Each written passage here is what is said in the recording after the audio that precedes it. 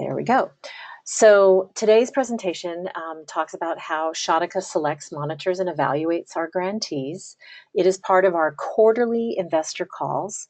Our next one will be in July. If you have any questions while I'm walking through the PowerPoint, please feel free to submit that in the chat box that you'll see on your screen, and hopefully I'll be able to answer your questions. At the end of the presentation, we'll take everybody off mute and be able to do some Q&A if there's an interest.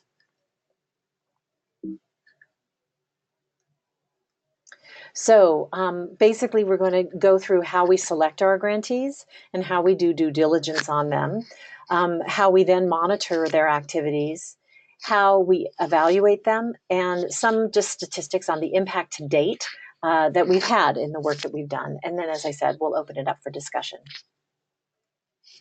So first, how do we select our grantees? So we do have a form online on our website where people can, organizations can submit letters of inquiry. We have a staff program officer in India that reviews those for us.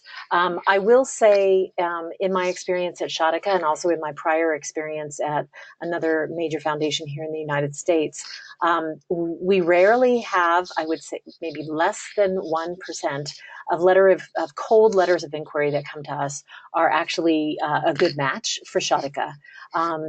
And that's pretty typical.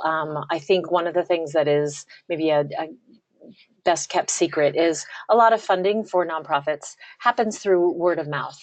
It's really through colleague referrals.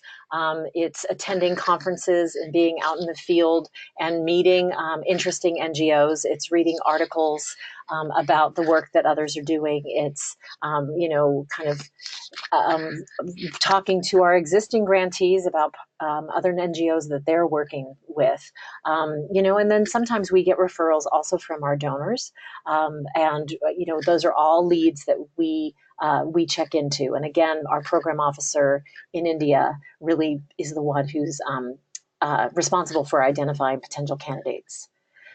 Once we've gotten a list of some of the candidates that we might be interested in, she completes a website screening. She goes to their website, and in some cases, organizations don't have websites, or we are aware that in India, kind of the sophistication of websites is not the same as in the United States, so we take that into account. So that's really just one.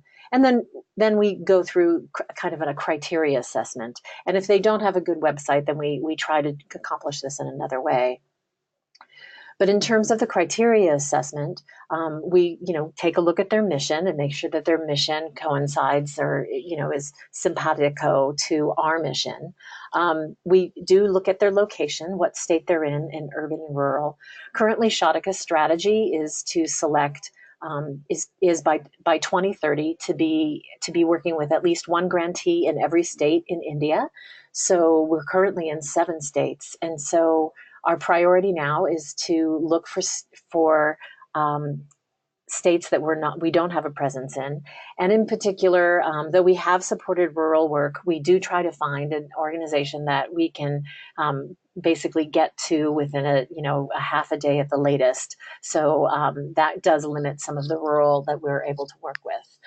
In part is because a big part of our outcomes that we're trying to do is connect the young women we work with to both higher education in terms of degree college, as well as with job opportunities, which, as we know, are most plentiful in larger cities.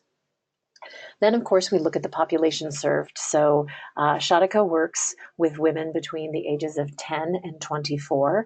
So organizations that are primarily working with boys or working with, girls under the age of 10 or mothers will get screened out at that point.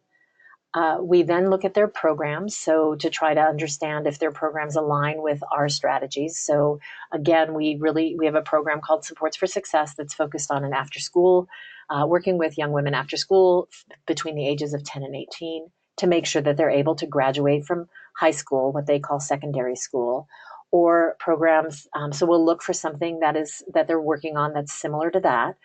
We look for programs that are focused on girls' rights. Are they helping girls develop leadership skills? in some cases, we look for programs that are focused on helping young women get ready to join the workforce, because we do have an emphasis on that, and developing computer skills and 21st century skills that they'll need for the workplace.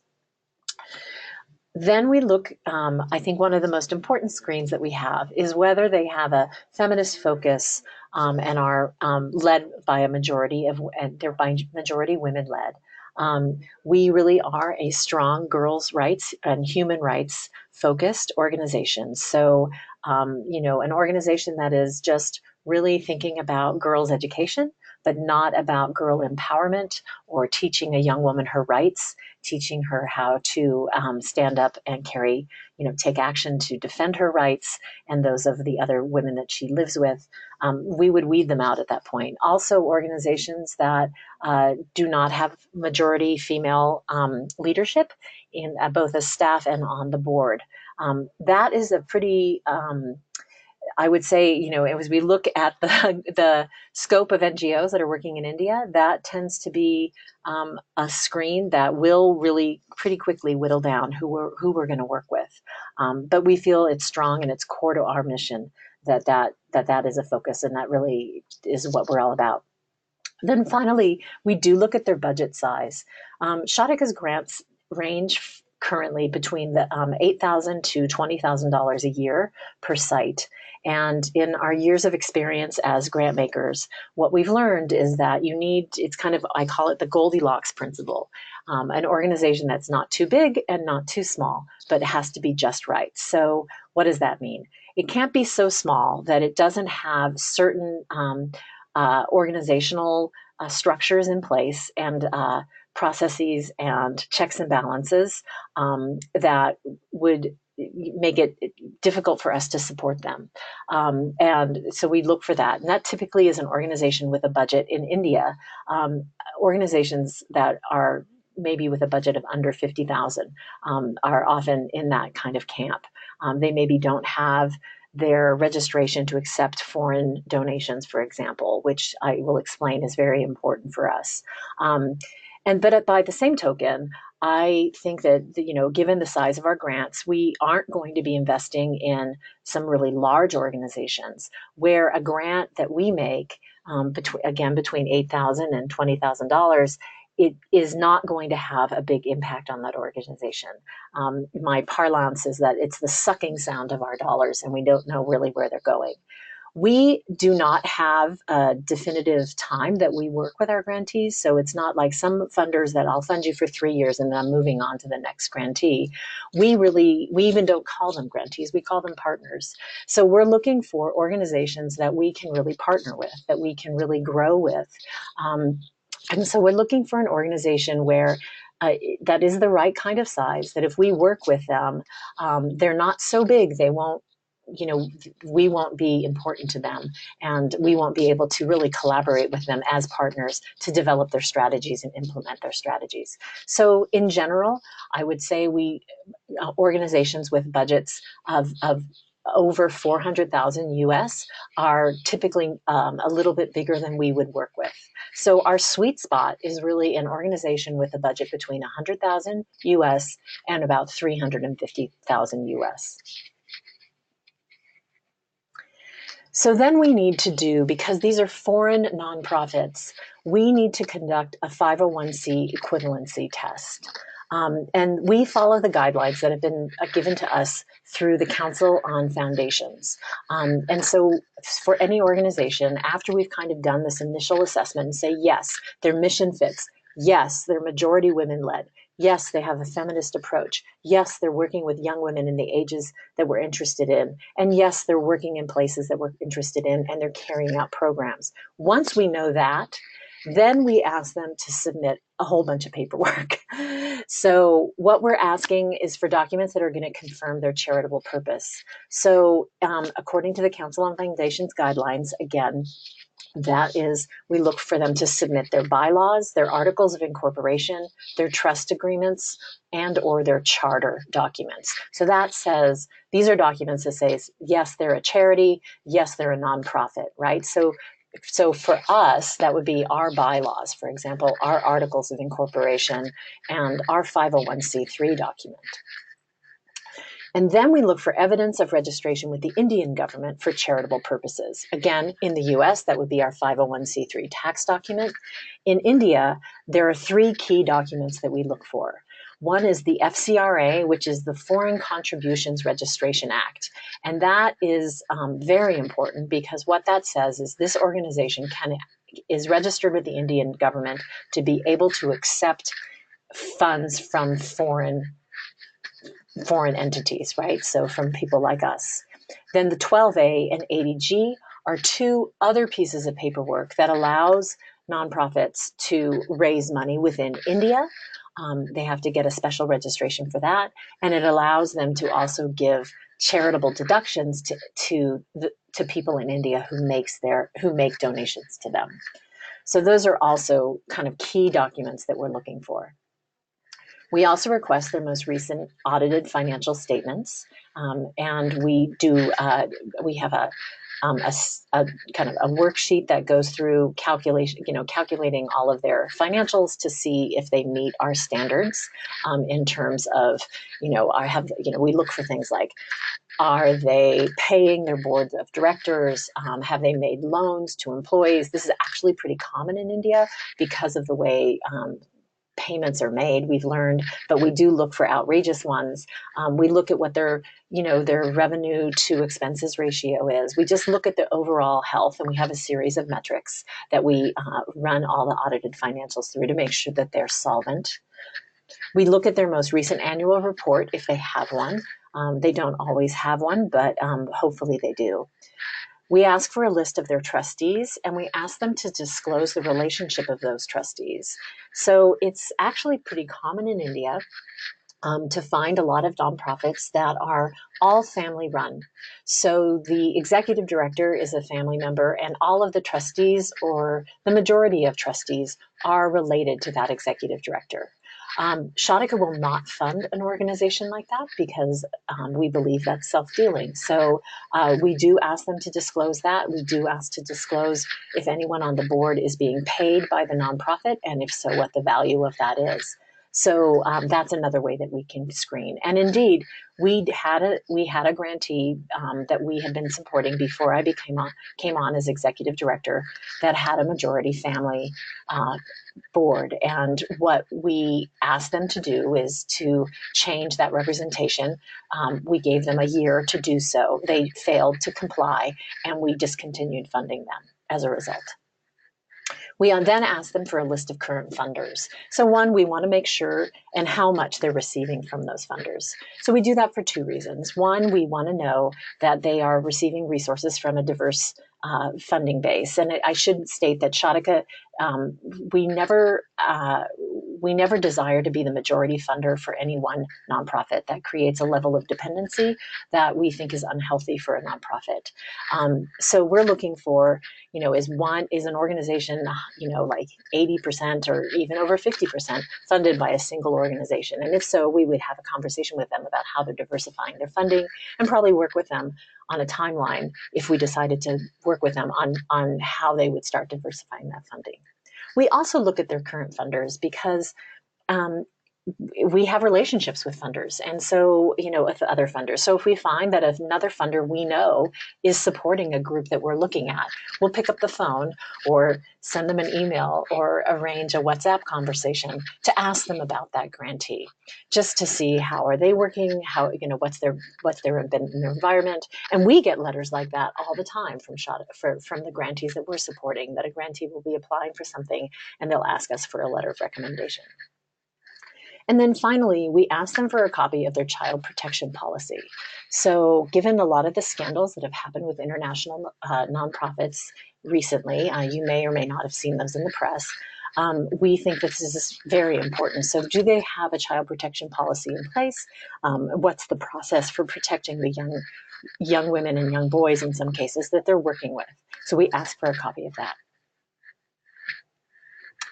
The next step we do after all of that paperwork is we go online. And there is a database with the Indian government where you can verify that an organization we're interested in is registered with the government of India to receive foreign funds. So we will do that search. And then we also look at the United States sanctions and terrorism list to make sure that this is not, unfortunately, there are shell nonprofits that are set up for nefarious reasons. And so we make sure that no organization we work with is on that list. And we, of course, none of ours are. The final step after all of that's checked out, then we arrange a site visit. So our staff in India, and I would say she joined us last May. So up until then, it was myself and some board members that were doing that. But our staff in India will conduct a site visit with the organization. She will spend a minimum of 1 day with them. And that's a pretty thorough site visit. I think one of the things I've learned in my over 20 years of doing this work is, if you spend a whole day with somebody, you will get to know them, right? So it's pretty hard to carry out what I would call a dog and pony show for 8 to 10 hours in a day. Something will happen. You'll begin to see something. In some cases, if you're not sure, we've done a few things where we've gone to visit a grantee and then come back the next day without an appointment to just verify what's happening at the site. In general, we don't like to go into that kind of a relationship with someone if we're already distrustful. And in that case, it was actually us doing some analysis on a grantee that we had been funding again before I joined Shadhika. But I think it's always good to trust but verify. And but in the course of a day of spending with a grantee, and we'll visit their sites, we'll meet with their senior management, we try to meet with their trustees. We definitely get time, one-on-one time, speaking with the young women they work with. Again, with our staff in India, she speaks, I believe, 3 different languages in India. She speaks Hindi and a couple of other dialects. So she's able to communicate without translation, and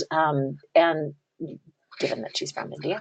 And so that is really a way that we can get an assessment, not just what's happening at the state, at the organizational level, but also with the young women that they're working with, and also with their leadership in terms of trustees. So what are the kinds of things we look for in a site visit? Well, we look for whether these programs seem to be really happening, right? So we don't just spend time in a room like this picture has, but we actually go to the field and we observe the programs in action. We talk with the staff. We try to understand if they have kind of what their strategy is, how they've been assessing their programs, where they're struggling. We also look for a good fit, right? Do they listen? Are they reflective? Is this really something, again, that you often see in India is kind of a founder syndrome, like, so it's very led by a founder and there's not a lot of strong staff behind them? Or is it more communal in terms of leadership, so you can get a sense of organization? So we're really looking for, effectiveness of programs, but also good fit. And, this is really more of an art than a science. But again, over the, couple of decades that I've been doing this work, I think I always say, when you have a good melon, right? Your gut, you feel it in your gut. And I really do stress with my staff to trust your instincts. And again, trust but verify. But so from that, we will go home and think about considering them for a grant. So how we monitor our grantees is when we invite a proposal, we ask them to submit a grant proposal that contains the following components. So one, laying out their challenges and objectives. So what's the problem that they're trying to solve specifically? And so a lot of times you might have someone talk, child marriage in India. No, we ask for specifics about their community that they're working with, and really the objectives they're trying to accomplish over the grant year. And not just in the grant year, which is the short-term goals and objectives, but also in the long term. So, 3 to 5, 10 to 10 years from now, what's the long-term change they're trying to accomplish? Then we ask them to specifically lay out activities and strategies that will help them meet both those short-term and long-term objectives, and activities and strategies over the course of the 1-year grant period. Currently, Shadhika does not make multi-year grants, except in the case of our scholarship program.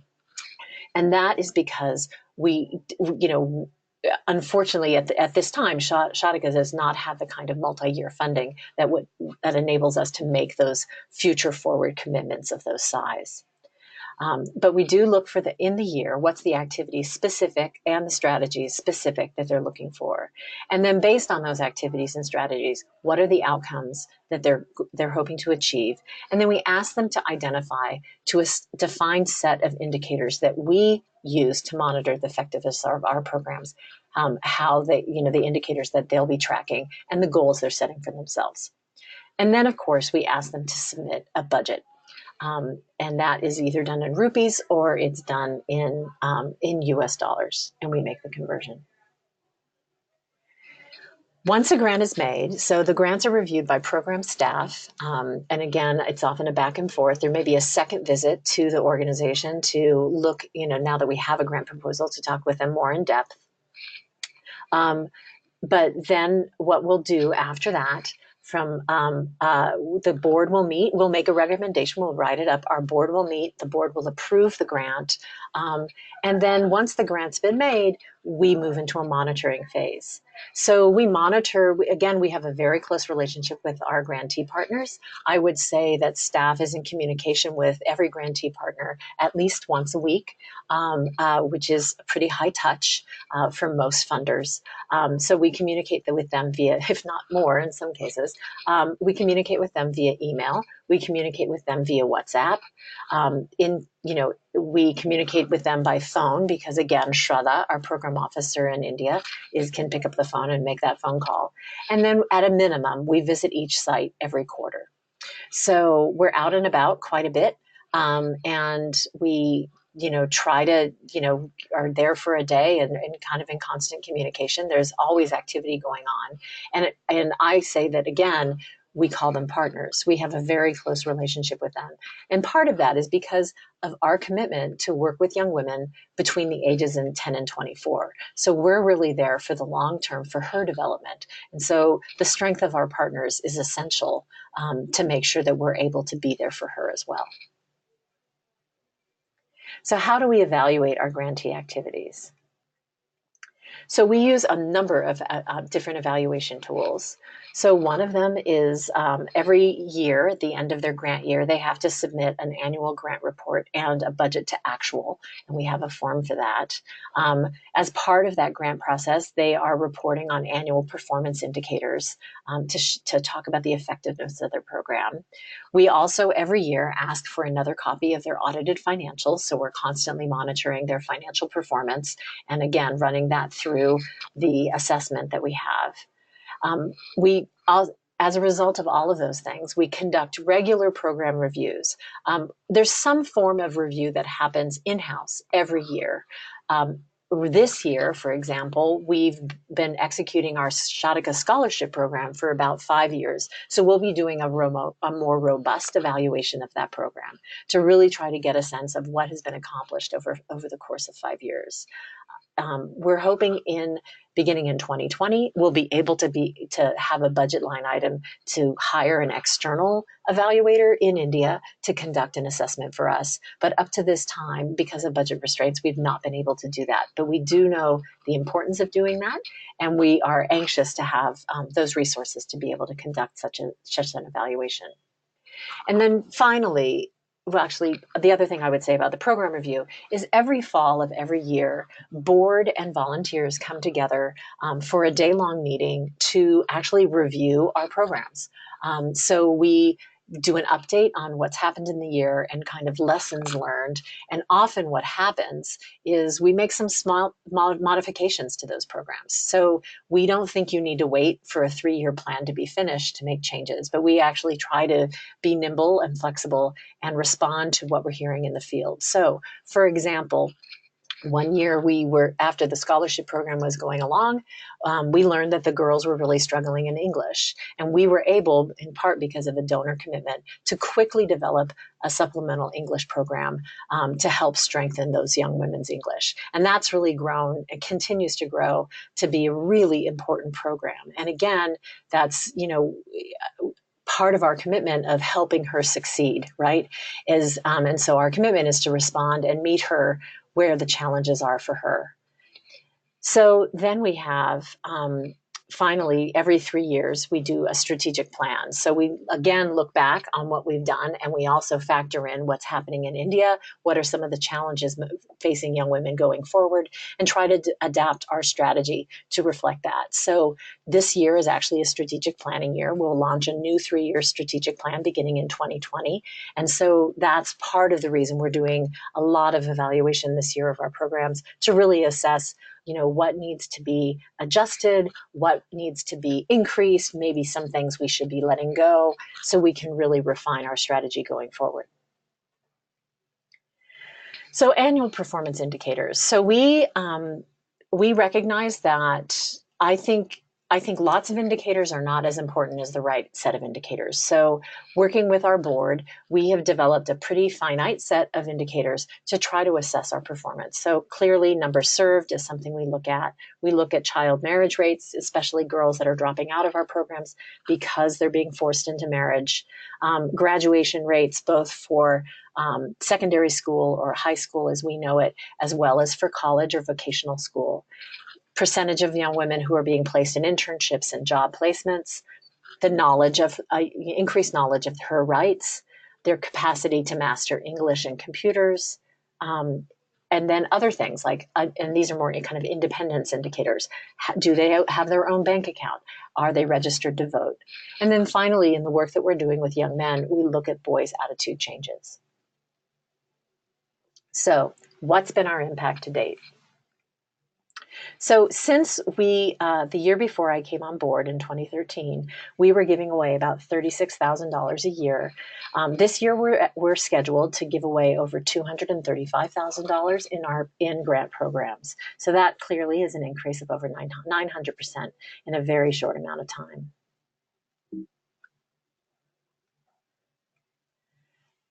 Number of girls we serve. Again, in 2014, which is the first time we started really tracking our data in this manner, we were serving 317 young women a year. This year, we just received, our grant period ends in India, the grant year and the new year in India starts April 1st. So our grant period ends March 31st. So we just finished our grant evaluation, and we served over almost 2,000 young women last year. So again, huge exponential growth. In terms of our dropout rates, we have a less than 1% dropout rate due to child marriage. That's quite a bit better than the Indian average, where women are forced into marriage before the age of 18 at a rate of 27%. Our goal was to have less than 5% dropout, and we're actually doing better than that with less than about 1% a year that are dropping out. Graduation rates for high school. The Indian average of graduation rate is 48%. Our goal is 90%, and we have on average over the last 4 years have been averaging 92% of the young women we work with are graduating from high school.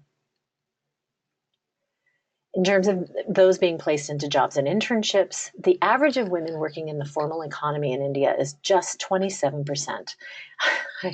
Every time I see that, it's hard for me to believe. Our goal is to have it at 30%. And right now, we're currently at 28%. And that's why this has become a real area of focus. We're currently doing some research on what are the challenges that the young women we work with are having in trying to find placement into the formal economy. And from that research, we're hoping to better target our programs to support them in both placements into internships as well into jobs. what is the percentage of increase in their knowledge of her rights? The goal, oops, this did not come through. I'm sorry. That, I'm going to skip over that because I have that on another slide. So the other indicators, here it is. So 88% of the young, we've graduated 2 classes of women from college. This will be our second class is coming up. The graduation is actually in May. And between those 2 classes, 88% of the young women who've started have graduated. We, in the first class we again, because it was a new program, we learned a lot. And so we did lose some young women because of, one girl was pulled out because of marriage, another young woman, a couple of the other young women failed their courses in part because their English wasn't strong enough, which is now we've made a requirement in terms of receiving the scholarship support. So this year, I'm really very proud to say that all of the young women who have started with us from the beginning are all graduating this year, which is just absolutely phenomenal. 91% are passing their English courses, 89 are passing their computer courses. We'd like to continue to get those 2 indicators up, and we'll be focusing on that in the coming years. 85, here's the slide, which is the increase on the knowledge of their rights. So again, I think we'd like to see that one go up as well. 89% are registered to vote. Again, we will be digging into that to try to figure out why that's not 100%. 45% are with a bank account, and that's a little bit higher than the Indian average, but I think that's an area where we really could focus more and try to think about how we could encourage young women to bank. One of the ways that we'll be doing that is that they do receive some small stipends, especially the young women in our college scholarship program, to carry out their leadership development projects and their community projects that they're doing on girls' rights, as well as some money to pay their school fees and things like that. And that may be a way to help them begin to get banked. And then 70% of the boys that we're working with are self-reporting a positive change in their attitudes on gender equity. So that is the end of the show. I think those of you are on mute. If you have any questions, you can take yourself off mute now. I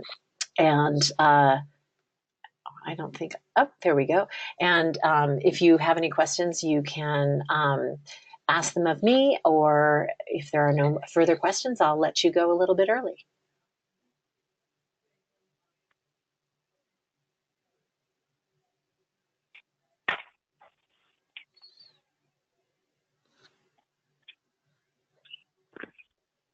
All right, well, sounds like I answered everybody's questions. I want to thank you all for joining today, and we will be uploading this presentation to our website and to YouTube. I think maybe to YouTube. I'm not sure if it's on our website. So you'll be getting an email with that, as well as a short survey we'd like you to fill out to let us know what you thought about this webinar and any suggestions you might have. Our next webinar will be on Thursday, July 18th. And as I said, we do these quarterly. We're modeling these off of, for-profit companies. They have quarterly investor calls to talk about their earnings and profits. And we're trying to do the same, to talk about what's happening at Shadhika, the impact that we're having, and the impact your donations are making to our work.